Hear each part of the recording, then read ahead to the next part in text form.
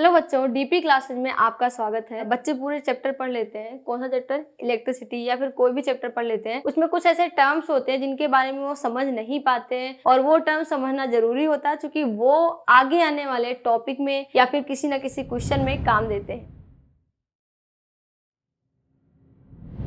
First है electrical energy. Electricity हमने पढ़ लिया और हमें यही नहीं पता कि इलेक्ट्रिक एनर्जी क्या होती है। Second, electric fuse. तो ये कुछ ऐसे टॉपिक है जो मैं आपको बताने वाली हूँ। सबसे पहला टॉपिक है इलेक्ट्रिक एनर्जी।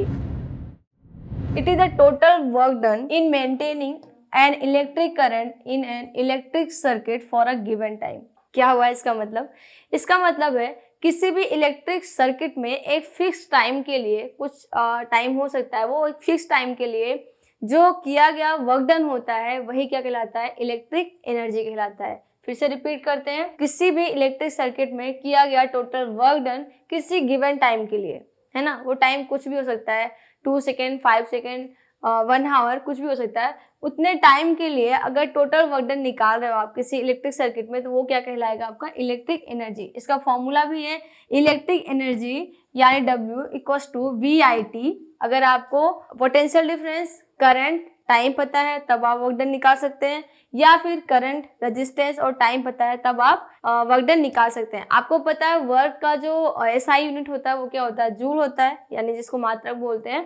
ठीक है, तो वर्क का जो यूनिट होगा वो आपको जूल। साइंस में जब अपन फिजिक्स पढ़ना स्टार्ट करते हैं तो ये क्वेश्चन का भी एक ट्रिक भी बताते आ रही हूँ मैं, कि आप न्यूमेरिकल अगर कंप्लीट करके आते हैं फिर भी आपका न्यूमेरिकल वो गलत काट दिया जाता है। उसका रीजन ये होता है कि आपने उसके साथ में यूनिट नहीं लिखा। यूनिट बहुत ज़्यादा जरूरी होता है यहाँ पे, तो आप उसको ध्यान देना कि यूनिट सबका आपको पता होना चाहिए। ठीक है, ऐसे नेक्स्ट वीडियो में मैं आपको सारे फॉर्मूले और यूनिट इस चैप्टर का मैं आपको बता दूंगी। वो वीडियो भी आप देख सकते हो। तो जो आप रेगुलर कभी भी आपको यूनिट और फॉर्मूले देखने हैं तो फटाफट आप जाके उस वीडियो को देख लिया करेंगे तो रिवीजन हो जाया करेगा। दूसरा टॉपिक आता है अपना electric fuse. Electric fuse is a safety device. क्या है ये? सेफ्टी डिवाइस है। Safety device that protects.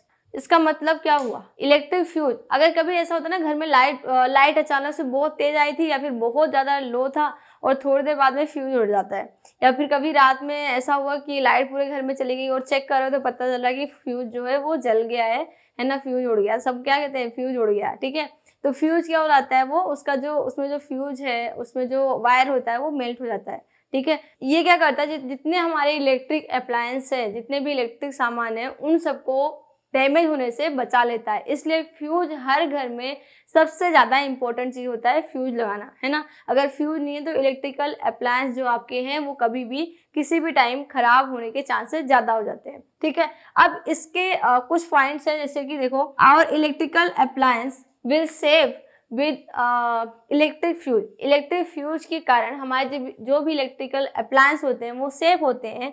First इसमें है always connected in series with live water. अब यहाँ पे सीरीज और पैरेलल आपको पहले वीडियो में बता दिया गया है, जिसमें आपको डिस्क्रिप्शन में भी आपको बता दिया जाएगा। ठीक है, और यहाँ से आप देख सकते हैं कि पैरेलल और सीरीज कनेक्शन क्या है।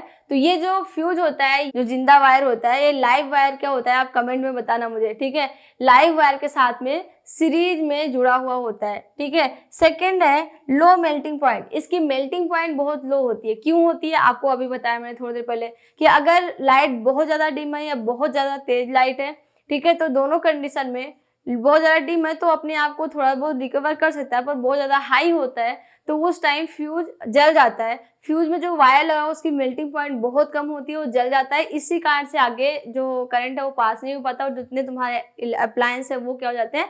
बच जाते हैं, सेफ रहते हैं।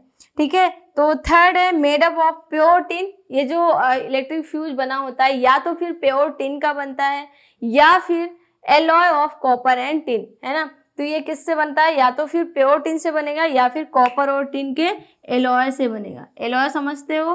9th क्लास का टॉपिक है आपका ये एलॉय। ठीक है, तो ये वहां से बन जाता है। अब तुम्हारा फोर्थ पॉइंट है current capacity of fuse is slightly higher. तो जो इसकी करंट कैपेसिटी होती है, भाई फ्यूज है, पूरे इलेक्ट्रिकल अप्लायंस का ठेका जब लेके रखा है उसने, उसकी जो करंट कैपेसिटी होती है वो अदर अप्लायंस जो वहां पे इलेक्ट्रिकल अप्लायंस है उनसे सबसे ज्यादा होती है। अगर फ्यूज जला इसका मतलब वहां पे करंट बहुत ज्यादा तेज आया हुआ था, इस कारण वो जल गया, है ना। यहाँ पे आपको 2 टॉपिक बताए गए, अगर आपको लिखना भी हो तो यहाँ से स्क्रीनशॉट ले सकते हो।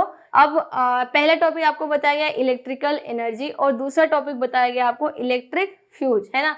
अब इन दोनों में अगर कोई प्रॉब्लम हो आप कमेंट करना, मैं आपसे क्वेश्चन पूछ रहा हूँ, इसको आपको जरूर बताना है। अगर आपने वीडियो देखा है तो मुझे लगेगा कि हाँ तुमने कुछ समझा है। पहला क्वेश्चन आपसे मैंने पहले ही पूछा कि लाइव वायर क्या होता है, नहीं पता होगा मैं जरूर बताऊंगी। दूसरा क्वेश्चन है आपसे कि ये जो वर्क डन वाला फॉर्मूला है किसका और ये फॉर्मूला है इसी चैप्टर में है, तो इन दोनों का जवाब आपको कमेंट में बताना है, ठीक है।